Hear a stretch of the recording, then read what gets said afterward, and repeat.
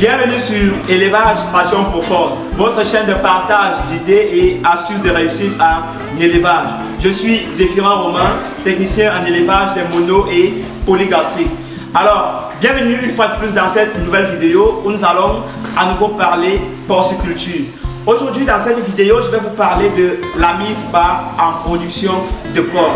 Pourquoi? Parce que la mise bas est un élément crucial en élevage de porc et encore plus que la mise bas compte énormément pour la rentabilité de votre élevage et aussi pour la productivité de votre élevage. Voilà pourquoi il est indispensable de maîtriser au bout des doigts les différentes étapes de la mise bas afin d'assurer d'avoir une mise bas saine, des porcelets sains et aussi de pouvoir sevrer le maximum de porcelets en bon état physique et avec une excellente croissance. Alors, dans cette vidéo, je vais vous dérouler étape par étape les différentes préparations à mettre en place et à mettre en œuvre afin d'assurer vos opérations de reproduction et de pouvoir maximiser le nombre de porcelets au niveau du sevrage. Alors, si vous me découvrez dans cette vidéo, merci de vous abonner tout simplement à la chaîne et activer la cloche de notification pour ne rien rater sur les prochaines vidéos qui seront postées sur cette chaîne. Alors, si le contenu que je partage avec vous dans cette chaîne vous intéresse, merci de partager cette chaîne avec des personnes autour de vous que ce contenu peut aider. Vous me rendrez un grand service car vous m'aiderez à propager davantage mes activités. La mise bas est un événement central en production porcine. Il est primordial pour la santé et la vitalité des porcelets que la mise bas se déroule bien. Il est aussi important de maîtriser l'attitude des cuirs reproductrices et surtout de maîtriser l'environnement qui les convient afin de maximiser l'état de santé des porcelets. Il est aussi important que durant la mise bas, d'être attentif, de se soucier du détail et d'être patient vis-à-vis des trucs. Alors, quelles sont les 3 étapes principales à respecter et à préparer afin d'assurer la mise bas? Je vais commencer par citer une étape qui ne fait pas partie des 3 étapes, mais qui est quand même une étape cruciale dans le processus de mise bas. Il s'agit de l'étape de la mise en reproduction. Il est très important de noter la date de la reproduction car la date de la reproduction vous permet de faire des projections sur la période de mise bas. Alors vous verrez qu'il y aura une très grande différence entre l'éleveur qui prend le soin de marquer les dates de croisement et l'éleveur qui ne prend pas le soin de marquer les dates de croisement. Quelle sera la différence? En fait, l'éleveur qui prend le soin de marquer les dates de croisement peut se projeter avec exactitude sur la date de mise bas et va mieux se préparer afin d'assurer sa mise bas. Alors que l'éleveur qui ne prend pas le soin de noter les dates de reproduction ne peut tout simplement pas se préparer et sera surpris par la période de mise bas. Et c'est ces éleveurs qui sont souvent confrontés aux problèmes de mise bas ratée, aux problèmes d'écrasement et aux problèmes même d'avortement. Alors il est donc important de commencer déjà, si vous voulez réussir vos opérations de mise bas, commencez dès le premier jour par noter la date à laquelle vous avez effectué vos croisements. Une fois que vous avez noté la date du croisement, vous devez déjà savoir que la projection pour les mises bas se fait sur 3 semaines, sur 3 mois, 3 semaines, 3 jours. Donc, alors, avec la date de croisement, vous pouvez déjà projeter sur la date de mise bas et mieux vous préparer afin d'accueillir vos porcelets. Alors, ce qu'il faut savoir sur le déroulement et le bon déroulement de la mise bas, c'est que la mise bas se déroule en 3 étapes. 3 étapes cruciales et importantes à respecter sur lesquelles il faut veiller si vous voulez vraiment maximiser le niveau de portée de vos porcelets et surtout sevrer le maximum de porcelets. La première étape qui participe à la réussite de vos opérations de mise bas est l'étape de préparation ou phase de préparation si vous voulez. Alors, durant cette phase, il est important de bien se préparer avant l'arrivée des porcelets. La phase de préparation est tout simplement cette phase-là qui annonce l'approche des mises bas. Et comment vous la reconnaîtrez? Vous allez juste la reconnaître par les signes visibles sur la truie qui vont vous permettre de reconnaître la phase de préparation.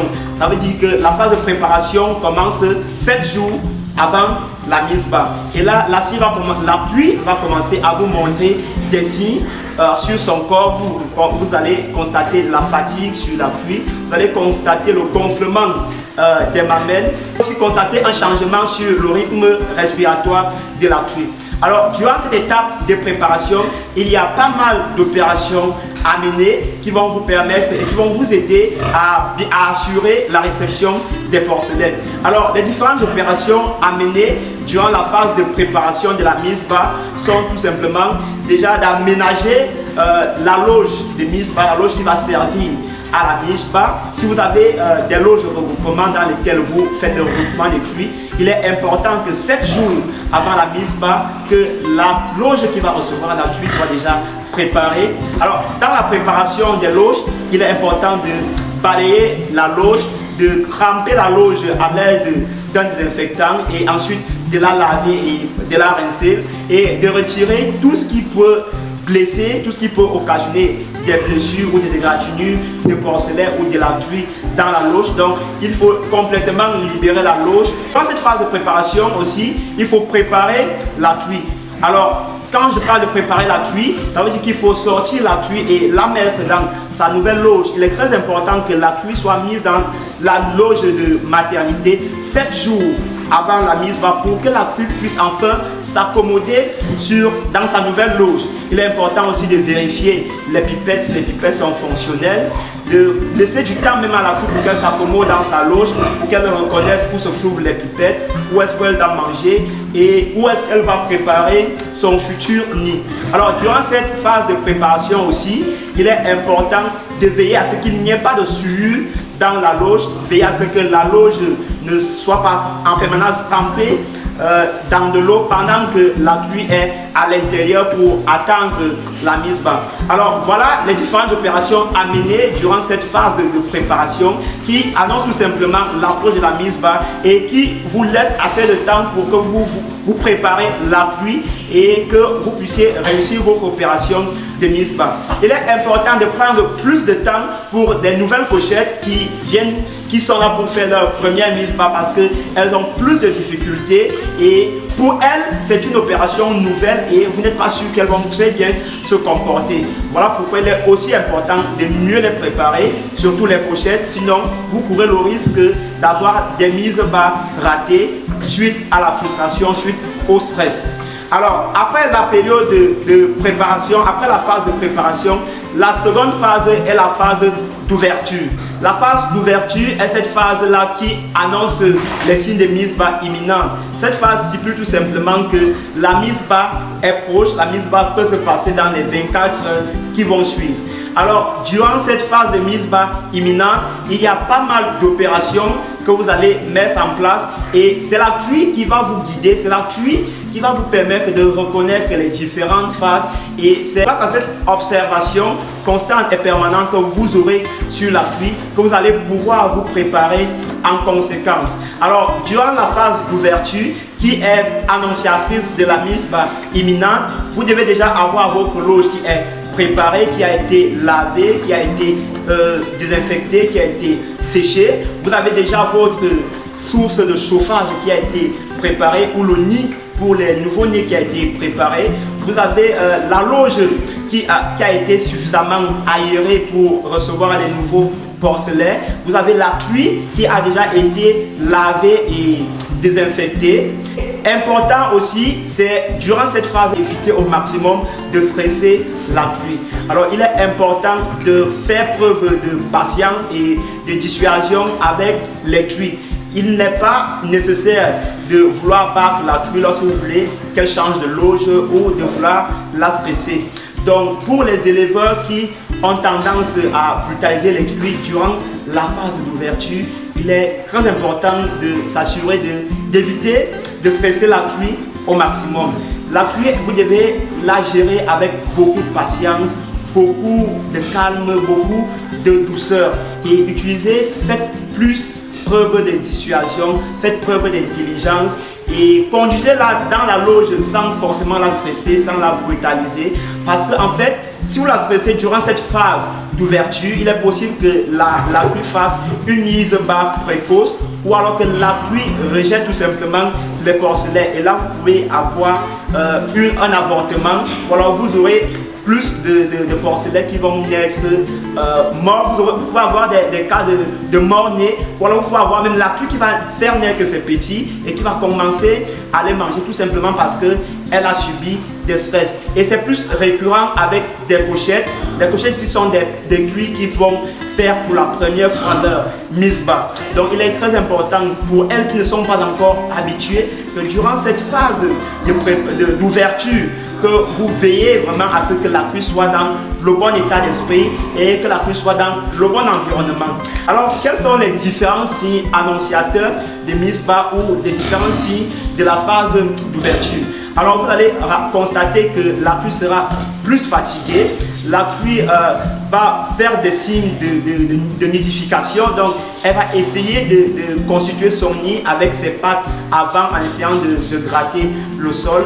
La cuisse va plus se coucher et va moins manger, donc la consommation alimentaire va considérablement réduire. Et vous allez constater aussi au niveau des mamelles que le lait commence à couler seul et naturellement. Et vous allez aussi constater que des mouches, s'il y a des mouches dans la ferme, les mouches viennent s'accrocher sur le bout des tétines afin de sucer le lait qui sort des tétines.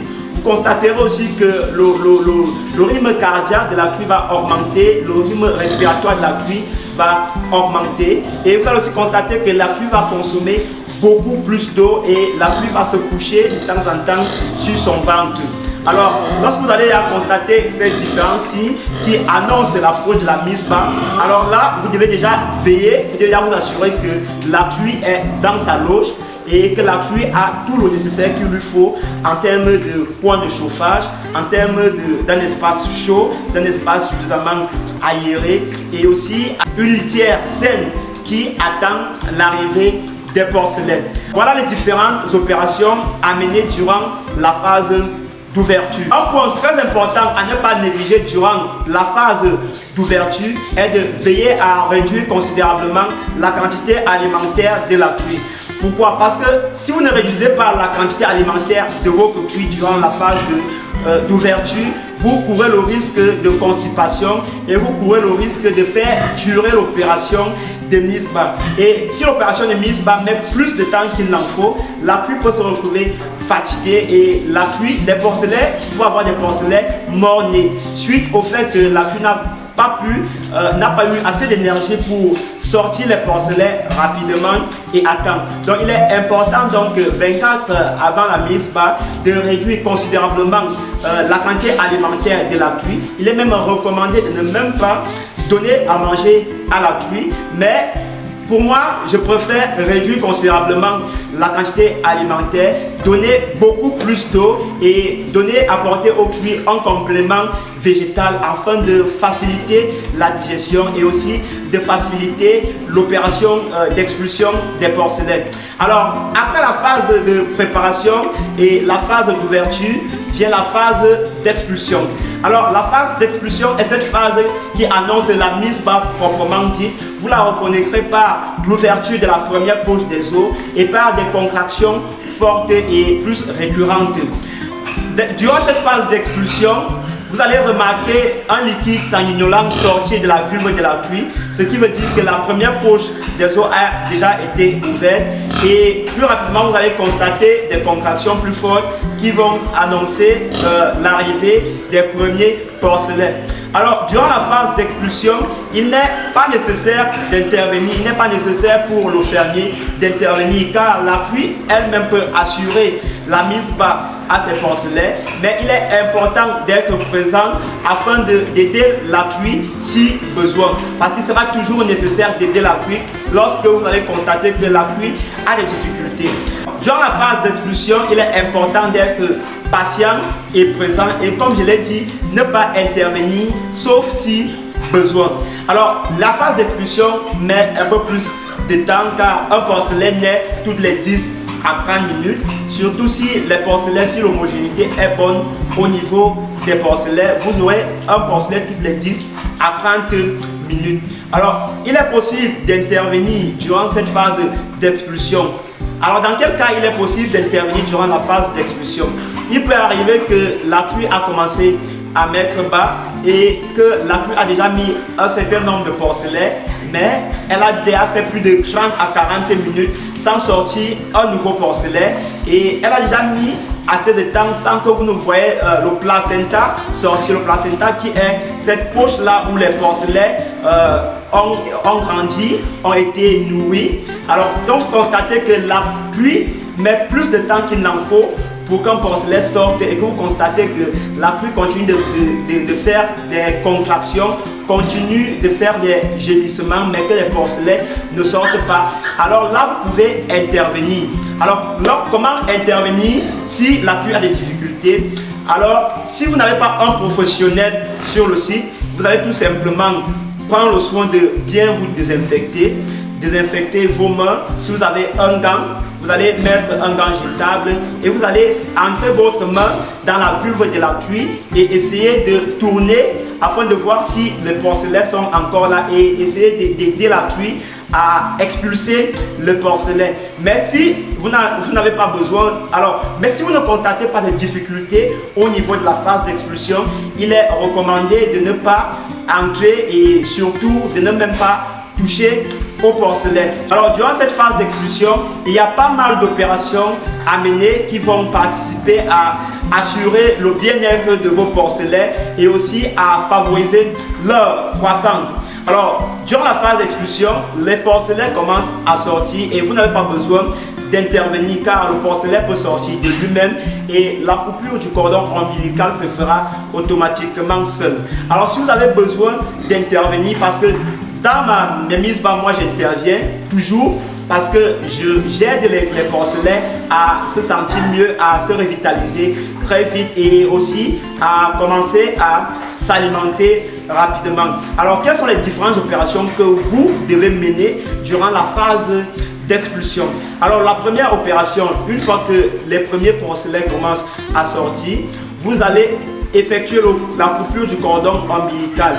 Veillez à ne pas tirer le cordon avant de le couper, sinon vous risquez de créer un risque de hernie à vos porcelets. Alors il est important de couper le cordon au moins à 5 cm pour laisser assez d'espace pour que le cordon sèche bien. Alors une fois que le premier porcelet est sorti, il est important de bien prendre le soin de le nettoyer à l'aide d'un chiffon ou d'un tissu propre. Une fois que le porcelet a été bien nettoyé, il faut d'abord le mettre au chaud dans l'espace de chauffage que vous avez préparé pour les porcelets. Il n'est pas important de mettre le porcelet directement sur la tétine afin qu'elle tète le premier lait. Il faut d'abord laisser le temps de se reposer, de sécher, de se revitaliser avant d'aller la mettre sur les tétines. Alors durant cette phase d'expulsion, prenez juste le soin de réceptionner les porcelets, de couper le cordon à 5 cm, de les nettoyer, de les sécher et de les mettre dans l'espace de chauffage. Il est recommandé que pendant la phase d'expulsion, de laisser donc assez de temps aux premiers porcelets qui sont sortis, de sécher et de reprendre des forces. Et ces porcelets, vous pouvez donc les mettre en contact avec le premier lait 30 à 40 minutes après leur naissance. Donc laissez-les suffisamment de temps pour qu'ils se revitalisent, qu'ils prennent assez d'énergie. Ce n'est pas nécessaire de mettre les porcelets directement en contact avec les tétines, sinon ils n'auront pas assez d'énergie et ils ne pourront pas suffisamment téter. Pourtant, lorsque les porcelets ont été mis de côté et qu'ils ont pris le temps de sécher et de se solidifier, alors là, lorsque vous allez les mettre devant les tétines, ils vont suffisamment téter et vont suffisamment absorber le colostrum qui est le premier lait et qui est très important pour les porcelets. Alors ce premier lait est important parce que c'est ce colostrum là qui contient les anticorps dont les porcelets ont besoin pour se protéger contre les éventuelles maladies. Après la période d'expulsion qui annonce le fait que la mise bas est terminée et que le placenta est sorti, il est recommandé de laisser la truie manger le placenta parce que ce placenta est riche en nutriments et va aider à fortifier davantage la truie qui a dépensé pas mal d'énergie pour assurer la phase d'expulsion. Et ce placenta aussi va aider aussi à fortifier le lait avec des fers qui vont aussi aider à fortifier les nouveau-nés. Alors, une fois que le placenta est sorti et que la truie a mangé le placenta et que les porcelets ont été mis au chaud, veillez à ce donc que tous les porcelets aient consommé le premier lait qui est constitué des anticorps qui vont les aider à être à l'abri des différentes maladies. Alors, après la phase de mise bas, les opérations ne s'arrêtent pas là pour vos porcelets. Il est important de continuer avec les premiers soins vis-à-vis des porcelets. Il est important de connaître que les porcelets qui naissent nouvellement ont énormément de carences en fer et en minéraux. Alors, il n'est pas nécessaire d'appliquer les premiers soins directement au porcelet. Alors, ce que je vous recommande, c'est d'appliquer les premiers soins à la truie allaitante qui va se charger de redistribuer ces soins-là au porcelet via le lait. Alors, qu'est-ce que vous pouvez administrer à la truie directement après la mise bas? Alors, il faut administrer à la truie le fer associé à la vitamine directement après la mise bas.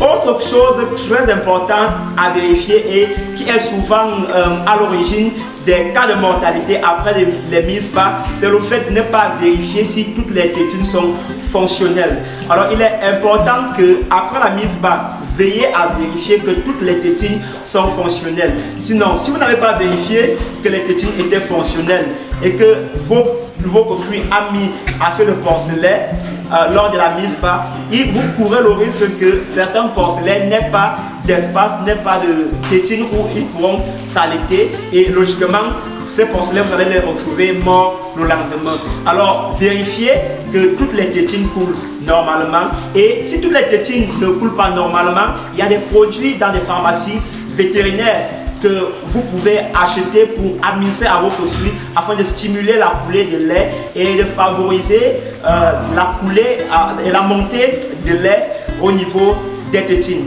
Alors, une fois que vous avez vérifié que les tétines coulent normalement, alors il faut maintenant appliquer les premiers soins au porcelet.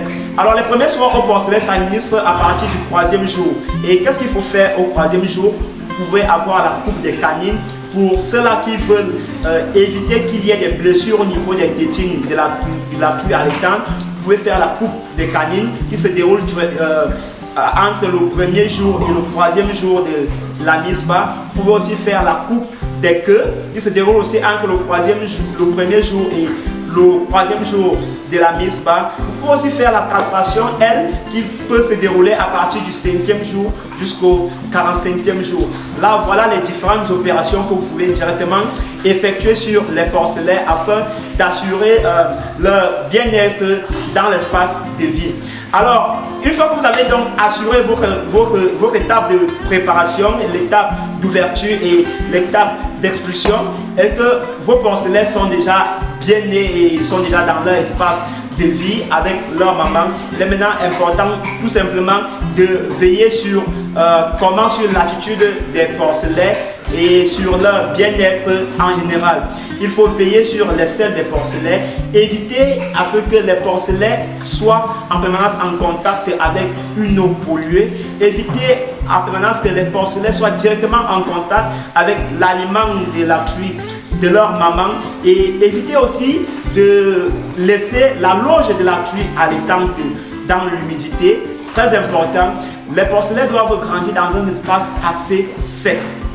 Il est recommandé d'élever les porcelets dans une loge sèche si vous voulez maximiser les chances d'avoir un feuillage important. Il n'est même pas recommandé de faire le lavage continu de la loge de maternité parce que le lavage continu, certains éleveurs n'assurent pas le séchage après le lavage. Voilà pourquoi vous allez courir parfois des risques de diarrhée, des risques de crampe-bloc, des risques même de mortalité élevés après votre opération de mise bas. Donc pour pallier à ça, il est important de toujours sécher la loge de maternité et aussi d'éviter de stresser même la truie qui est déjà en train d'allaiter. Parce que lorsque vous stressez la truie qui est en train d'allaiter, elle peut commencer à refuser d'allaiter les petits et là elle peut développer des caractères de cannibalisme. Donc elle va commencer à manger les petits et voilà, les petits, c'est vous qui allez perdre parce que les porcelains vont commencer à mourir étant donné que vous avez investi du temps, de l'argent et des énergies durant pratiquement 4 mois pour atteindre cette mise bas. Il n'est donc pas intelligent de stresser la truie ou d'abandonner la truie dans une loge humide. Alors prenez le soin de sécher en permanence la loge et aussi veillez à améliorer la qualité de l'aliment de la truie. Un aliment riche en protéines est nécessaire pour cette truie qui est en train d'allaiter et aussi d'augmenter aussi la quantité parce que la truie maintenant ne consomme pas uniquement pour elle seule, elle consomme aussi pour les petits, pour les nouveaux-nés qui sont là. Alors qu'est-ce que vous pourrez comme risque lorsque vous n'avez pas amélioré la qualité et la quantité d'aliments de vos truies? Vous courez le risque de développer des caractères de stress ou des habitudes de stress vis-à-vis de votre truie et là la truie peut commencer à refouler les petits, elle peut refuser que les petits commencent à s'allaiter parce qu'elle-même n'a pas assez d'énergie et quand les petits viennent s'allaiter, les petits vont énormément l'épuiser. Voilà pourquoi elle va donc refuser d'allaiter les petits. Elle peut commencer à manger les petits, à les dévorer ou aller tout simplement à les chasser de la loge. Donc il est important d'améliorer la quantité alimentaire et d'améliorer la qualité alimentaire de la truie. Veillez aussi à ce que les porcelains commencent à prendre leurs premiers soins par injection à partir du 3e jour. Alors à partir du 3e jour, il est important de venir pallier aux carences en fer et aussi d'administrer aux porcelains des vitamines afin de les vitaliser et aussi de les protéger contre le monde bactérien dans lequel ils sont en train de vivre. Alors si vous respectez ces différentes opérations durant votre phase de mise bas, vous aurez le maximum de porcelains lors du sevrage et vous aurez des porcelains bien déduits avec une très bonne croissance. Alors voilà, nous avons déroulé les différentes phases de préparation d'une mise bas. Nous avons parlé de la phase de préparation, la phase d'ouverture et la phase d'expulsion. Alors veillez à assurer ces différentes phases et à les suivre au bout des doigts et aussi veillez à apporter énormément d'attention à votre pluie et apporter aussi un suivi minutieux à votre truie parce qu'elle est porteuse de la productivité, de la rentabilité de votre élevage.